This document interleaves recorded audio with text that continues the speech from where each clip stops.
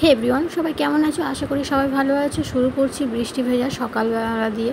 তো এখন বাজে সকাল 9:30 মতো, আর হঠাৎ বৃষ্টি এসছে, মেঘ করে হঠাৎ বৃষ্টি এসছে, বেশ ভালোই জোরে বৃষ্টি হচ্ছে। আজ আমি তোমাদের দেখাবো একটা রেসিপি, কচু শাক দিয়ে ইলিশ মাছের মাথা লেজ দিয়ে একটা রান্নার রেসিপি তোমাদের সাথে শেয়ার করবো। আশা করি তোমাদের ভালো লাগবে। তো ভিডিওটা শেষ পর্যন্ত দেখো, তাহলে তোমরা বুঝতে পারবে, আর সাথে থেকো। তো চলো এখান থেকে শুরু করি। আর আমার শাশুড়ি মা রান্নাঘরটা কেমন করে রেখেছেন দেখছেন। তো এখানে আসলে সমস্ত কিছু ধোয়া মোছা মাজা ঘষা সব কিছু করা হয়, যে জন্য ওইভাবে রাখা রয়েছে। তো প্রথমে এখানে নেওয়া হয়েছে সর্ষে আর জিরেটা ভালো করে মিক্সিতে ব্লেন্ড করে নেওয়া হয়েছে। শিলে বাটলে ভালো লাগতো, বাট মিক্সিতেই করে নেওয়া হয়েছে। শিলে বাটার আলাদা টেস্ট পাওয়া যায়। তো এখানে ইলিশ মাছের মাথা, লেজ, কানকো রয়েছে। আর এখানে রয়েছে এই যে দেখতে হচ্ছে কচু পাতা ছোট ছোট করে কেটে সুন্দরভাবে ধুয়ে রাখা হয়েছে। আর এখানে পেঁয়াজ রয়েছে। তো এর সঙ্গে কাঁচা লঙ্কাও দেওয়া হবে। কাঁচা লঙ্কা না দিলে এটা একদম ভালো লাগবে না খেতে।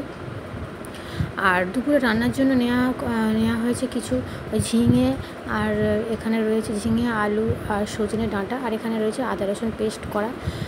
তো চলো আজকে তোমাদের সাথে রেসিপিটা শেয়ার করবো, কচু শাক দিয়ে ইলিশ মাছের মাথা দিয়ে রেসিপি।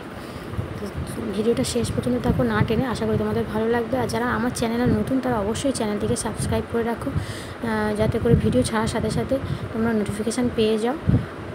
আর তো ভালো লাগলে অবশ্যই একটা লাইক দিও আর ভিডিওটা শেয়ার করতে। তো জিরে সর্ষে বেটে নেওয়া হচ্ছে, এই জন্য এটা সাদা মতো লাগছে। আর এই যে দেখাচ্ছি ভালো করে তোমাদের। দুপুরে বেলা আজকের হবে ঝিঙে, আলু, সজনে ডাঁটা দিয়ে চিংড়ি দিয়ে একটা তরকারি, আর এই কচু শাকের ইলিশ মাছের মাথা লেজ দিয়ে একটা রান্না হবে। আর হবে উচ্ছে ভাজা। তো চলো, উচ্ছেটাও উনি কেটে রেখে দিয়েছেন, কুচু কুচু করে ছোটো ছোটো করে কেটে রাখা হয়েছে, ভাজা হবে যেহেতু, ওই জন্য এরকম করে রাখা হয়েছে। তো প্রথমে আমরা তোমাদের দেখাবো, মানে ইলিশ মাছটা ভালো করে একটু ভেজে নেওয়া হবে, মাথা আর লেজটা একটু ভালো করে।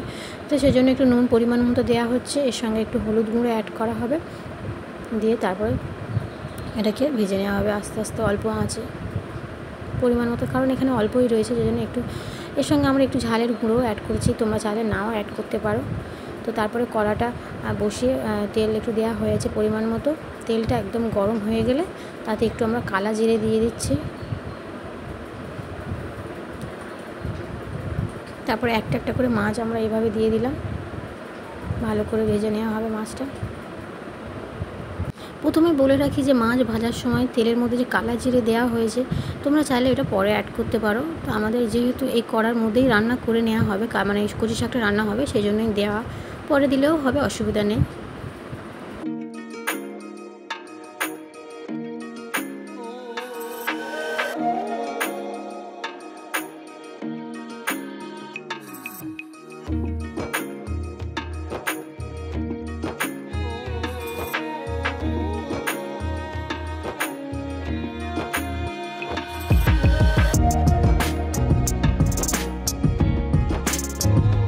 তো মাছটা ভালো করে ভেজে নেওয়া হয়েছে, আস্তে আস্তে তুলে নেওয়া হচ্ছে।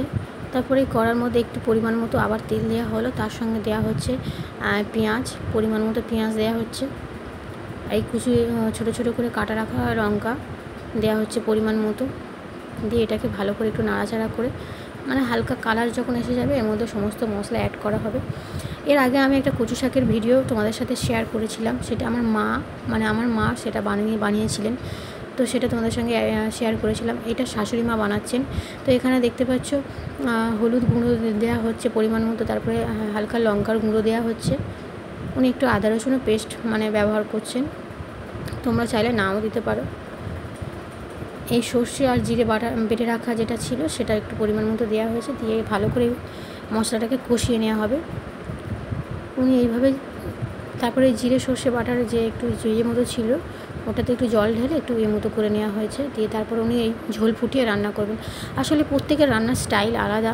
আমার মা যে রান্না করে তোমাদেরকে দেখিয়েছিলাম, তোমরা পারলে চেক করে নিতে পারো, ভিডিওতে অলরেডি দেওয়া রয়েছে। সেখানে চিংড়ি মাছ দিয়ে রান্না করেছিলেন উনি, ভীষণ টেস্টি হয়েছিল। আর এখানে এনার মতো স্টাইলে করছে, চলো কেমন হয় না হয় তোমাদের অবশ্যই জানাবো। আর এই কচু তারপরে ঝোল ফুটে আসার পরে উনি দিয়ে দিচ্ছেন কচু শাকগুলো, কেটে রাখা ছোটো ছোটো করে রাখা কচু শাকগুলো দিয়ে দিচ্ছেন। ঝোল ফুটে গেলে, হ্যাঁ প্রথমে বলে রাখি, ঝোল ভালো করে ফুটে আসলে তবে দিতে হবে। এর আগে আমি যে একটা ভিডিও শেয়ার করেছিলাম কচু শাকের চিংড়ি দিয়ে ভর্তার ভিডিও, আমার মনে পড়েছে, সেটা আমার বাবার বাড়ি তখন আমি ছিলাম, মা রান্না করছিল, তো সেটা আমি তোমাদের সাথে শেয়ার করেছিলাম, পারলে তোমরা চেক আউট করে নিতে পারো। তো তারপরে এখানে অনেকটা হয়ে এসছে, দেখতে পাচ্ছ অনেকটা শাকগুলো কেমন গলে গেছে, কতটা শাক দেওয়া হয়েছে কিন্তু কতটা গলে কেমন হয়ে গেছে। তো একটু হালকা পাতলাভাবে নেড়ে নেওয়া হচ্ছে। তো এটা হচ্ছে ইলিশ মাছের মাথা দিয়ে রান্না, এটা ভর্তা নয়, যেজন্য এটা এরকমই হচ্ছে। তারপরে একটু পরিমাণ মতো স্বাদ অনুযায়ী লবণ অ্যাড করা হচ্ছে। তারপরে ইলিশ মাছের যে মাথা, কানকো আর লেজ ছিল সেটা ঢেলে দেওয়া হচ্ছে। আচ্ছা, আসলে ইনি আমরা শাশুড়ি মা রান্না করছেন, ইনি এটা ঘাঁটবেন না, যেহেতু কাঁটা আছে প্রচুর, ওই জন্য একটু হালকাভাবে আলতোভাবে নেড়ে নিচ্ছেন। তোমরা চাইলে ভালো করে কাঁটা বেছে করে নিতে পারো, এটা উনি গোটা রাখবেন যেহেতু, এই জন্য এইভাবে করে নেওয়া হচ্ছে। তো ভিডিওটা তোমাদের কেমন লাগলো অবশ্যই কমেন্টসে লিখতে জানাতে ভুলো না কিন্তু। আর অবশ্যই ভিডিওটা তোমরা সবাই লাইক করো, শেয়ার করো, আর আমার চ্যানেলে যারা নতুন অবশ্যই চ্যানেলটিকে সাবস্ক্রাইব করো। এরপরে দেওয়া হচ্ছে একটু জিরের গুঁড়ো, এটা কাঁচা জিরের গুঁড়ো, ভাজা জিরের গুঁড়ো না, কাঁচা জিরের গুঁড়ো দেওয়া হচ্ছে, কারণ আরও সুন্দর একটা স্মেল বা ঘ্রাণ আসবে, ওই জন্য হয়ে আসার মুখে দেওয়া হচ্ছে। এটা ভালো করে একটু শুকিয়ে আসলে রান্না কমপ্লিট হয়ে যাবে। একটু ভালো করে নেড়ে চেড়ে নেওয়া হচ্ছে। ভীষণ সুন্দর একটা ঘ্রাণ ছেড়েছে, যদিও আমার সর্দির জন্য নাকটা অনেকটা বন্ধ রয়েছে, তবু অনেকটা পাচ্ছি, বুঝতে পারছি।